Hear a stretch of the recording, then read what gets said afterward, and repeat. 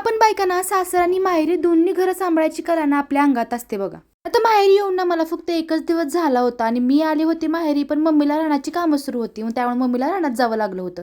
मी आले होते तर माझ्या भावाचं सुरू होतं की इथं मला गुलाबजामुन बनवून दे, तर त्याला दुपारीच मी मस्त गुलाबजामुन बनवून दिले आणि म्हटलं मम्मी रानात गेले तोपर्यंत आपण बाकीची घरातली सगळं कामे आवरून घेऊया.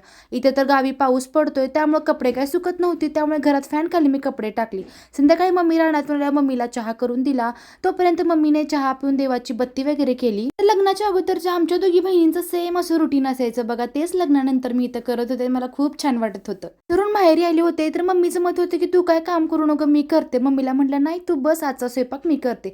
तिथं मी भात डाळ वगैरे लावला आणि भाकरी करायला घेतली. तर मी स्वयंपाक करते तर मम्मी थोडी गप्प बसणार आहे. मम्मीचं तिकडं दुसरं काम आपलं सुरू होतं. पावसाळ्याला म्हटलं फिल्टरचं पाणी पिलेलं सगळ्यात चांगलं, तरी ते मग संध्याकाळ चालल्यानंतर मम्मी मस्त असा फिल्टर साफ करून घेते. तिळचं फिल्टर असल्यामुळे ना त्याला खूपच चांगलं साफ करायला लागतंय बघा. तर असा होता माझा छोटासा मिनी ब्लॉग. चला भेटू नेक्स्ट मिनी ब्लॉग मध्ये, तोपर्यंत बाय, टेक केअर.